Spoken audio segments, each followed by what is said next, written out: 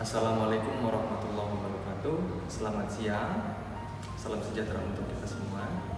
Sebelumnya saya ucapkan selamat kepada adik-adik yang sudah diterima pada program studi S1 Farmasi Stikes Logorejo Semarang. Selamat saya ucapkan kepada adik-adik yang kami cintai dan kami banggakan. Perkenalkan, sebelumnya saya apoteker Gilang Rizky Alfarizi. Saya adalah dosen pengampu praktikum farmaseutika Stikes Logorejo Semarang. Kalian bisa memanggil saya Bapak Gilang sebagai panggilan nanti pada saat kalian praktikum di lab farmaseutika. Dan setelah ini kakak kalian dia Monda akan menjelaskan bagaimana kondisi yang ada di laboratorium farmaseutika Stikes Logorejo Semarang.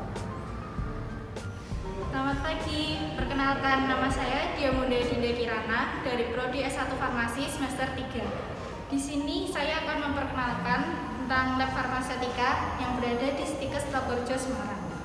Apa sih yang saya akan kenalkan kepada kalian semua? Ini adalah kondisi yang ada di dalam laboratorium farmaseutika. Di dalam laboratorium farmaseutika ini terdapat beberapa ruangan.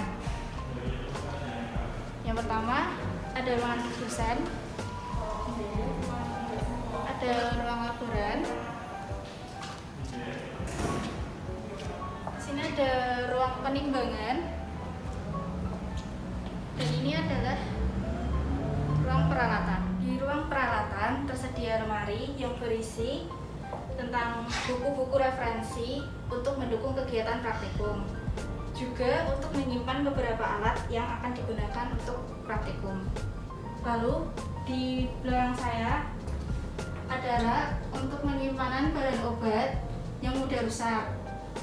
Di ruangan ini terdiri dari air conditioner khusus untuk menjaga bahan-bahan ini supaya tidak mudah rusak. Lalu di ruangan ini juga tersedia pendingin yang di dalamnya terdapat obat dan bahan-bahan seperti lemak. Di dalam setiap ruangan ini terdapat air conditioner.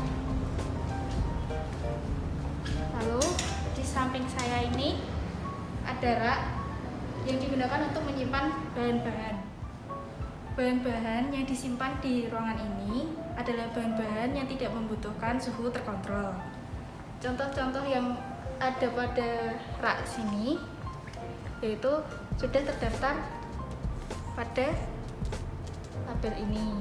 Contohnya ada gelatin dan ada kaolin. Lalu ada juga bahan lainnya yang disimpan di sini, sama seperti yang ada di rak yang tadi. Bahan-bahan yang ada di sini adalah bahan-bahan untuk bahan penambah dan zat aktif.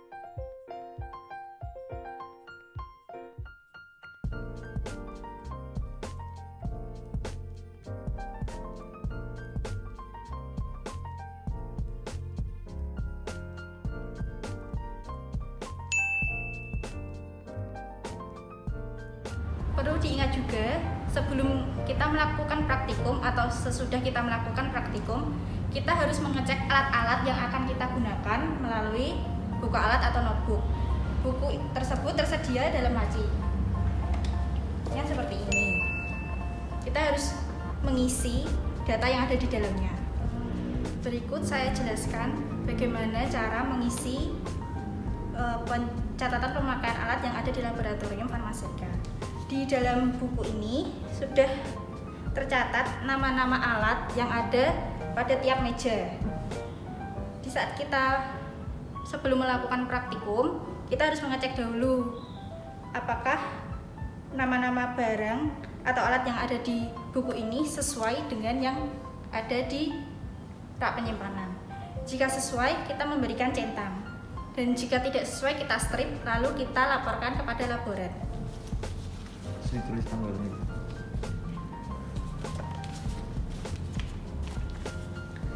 Lalu jangan lupa untuk menulis nama kita dan tanggal di saat kita praktikum.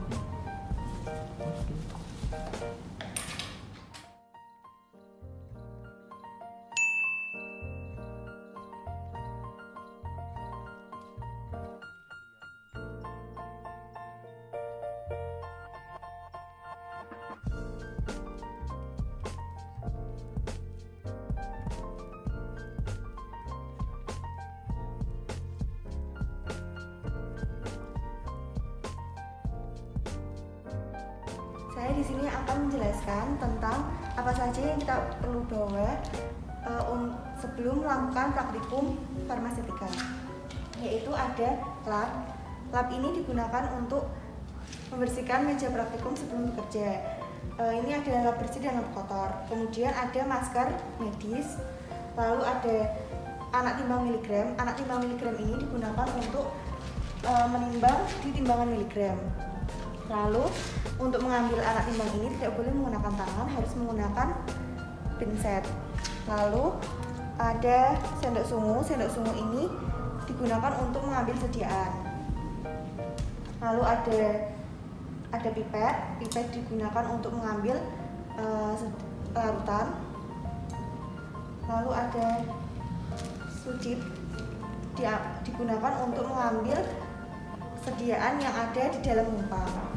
Lalu ini ada pot. Pot ini bisa digunakan untuk tempat seperti buyar, ovula, atau supo. Lalu ada 3 botol. Botol ini dapat digunakan untuk tempat sediaan cair. Selanjutnya di sini saya akan menjelaskan bagaimana cara mengidentifikasi bahan yang akan digunakan dalam lab farmasetika. Yang pertama, bahan dalam bentuk cairan. Ini dibuka. Kita tidak boleh langsung menghirupnya karena nanti akan menyebabkan kontak langsung dengan sistem pernafasan kita. Hanya saja kita perlu mendekatkan ke air seperti ini dan kita menghirup aromanya dari jarak agak jauh. Lalu kita tutup jika sudah. Selanjutnya ada sediaan dalam bentuk serbuk. Sediaan dalam bentuk serbuk ini kita gunakan. Kita tidak boleh mencicipinya karena jika tidak ada instruksi, kita tidak tahu bahan mana yang dapat berbahaya untuk tubuh kita. Khusus serbuk, kita jika ingin mengidentifikasinya, kita harus menanyakan atau mengakseskan kepada dosen atau laboran yang ada di dalam lab farmasetika ini.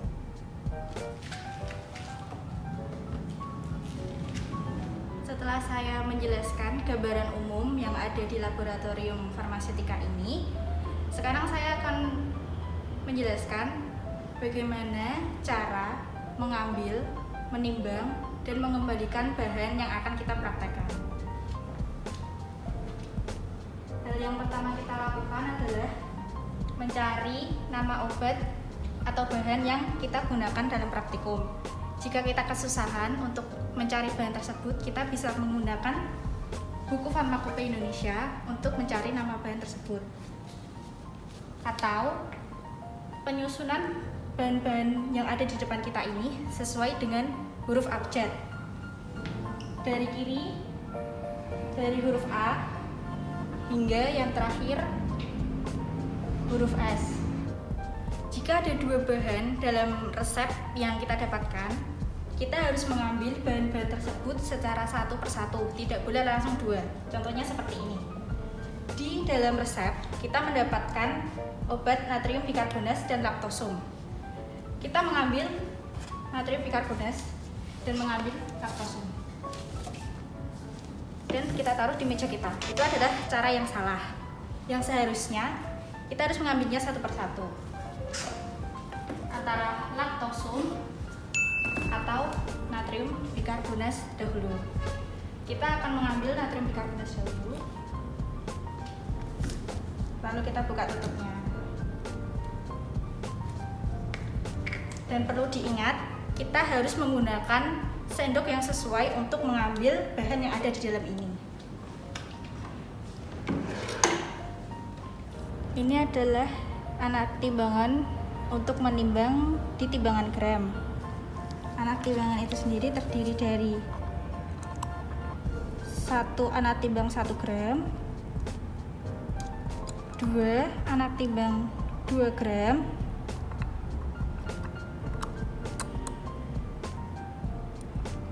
1 anak timbang 5 gram,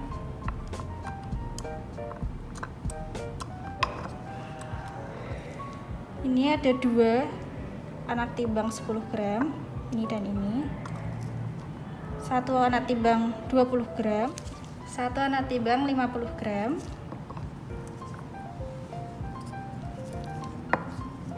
1 anak timbang 100 gram, 2. Setelah saya menjelaskan beberapa alat yang tadi, di sini saya akan menjelaskan tentang timbangan yang ada di lab farmasetika. Ini adalah timbangan gram. Timbangan ini digunakan untuk menimbang bahan minimal adalah 1 gram beratnya. Lalu kita juga memiliki timbangan miligram. Timbangan miligram ini digunakan untuk menimbang bahan yang bobotnya kurang dari 1 gram. Lalu saya akan menjelaskan bagaimana cara penggunaan dari timbangan ini. Pertama-tama kita lihat dulu timbangan ini sudah seimbang atau belum.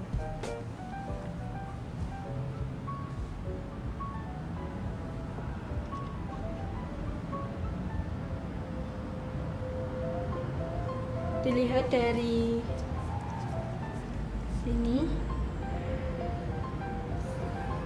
ternyata timbangan ini lebih berat di kanan. Lalu kita setarakan.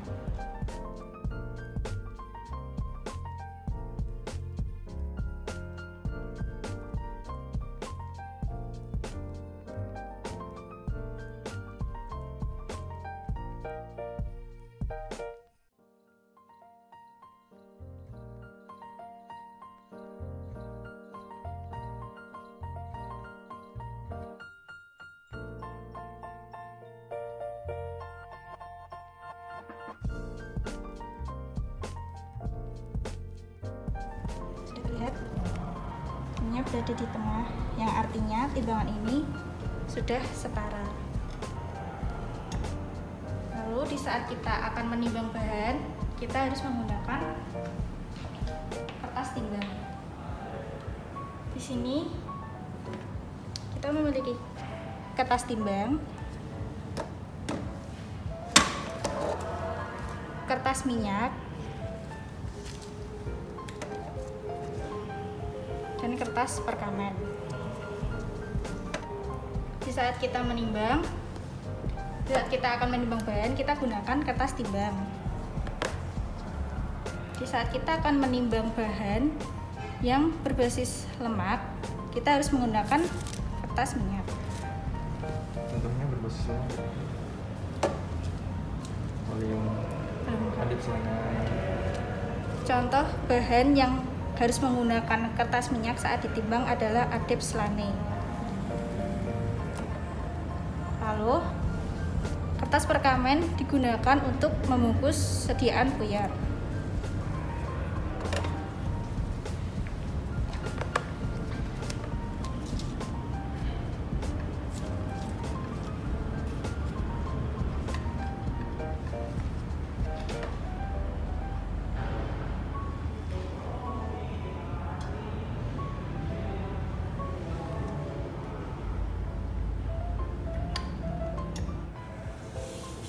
sini saya akan mencontohkan cara menimbang dari bahan sakarum laktis.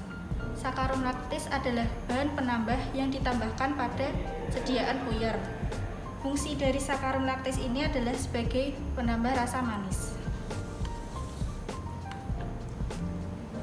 Di sini saya akan menyontohkan menimbang sakarum laktis sebanyak 1 gram. Di saat kita menimbang, anak timbangan harus berada di sebelah kiri, sedangkan bahan yang akan kita timbang berada di sebelah kanan.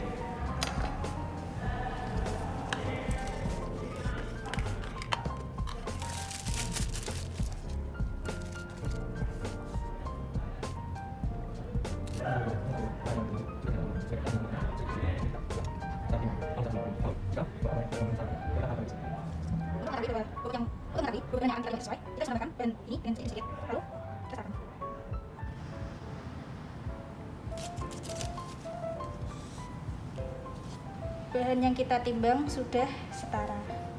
Lihat dari sini. Jika ada kecelakaan kerja di dalam lab farmasetika ini, seperti contohnya kita terkena bahan kimia yang dapat mengiritasi kulit, langkah pertama yang kita lakukan yaitu dengan kita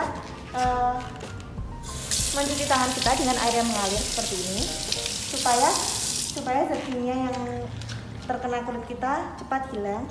Kemudian kita tepuk-tepuk dengan tisu yang basah seperti ini. Lalu kita laporkan kepada dosen atau laboran yang ada di lab farmasetika. Jika ada salep, bisa kita gunakan salep yang sesuai dengan kulit kita.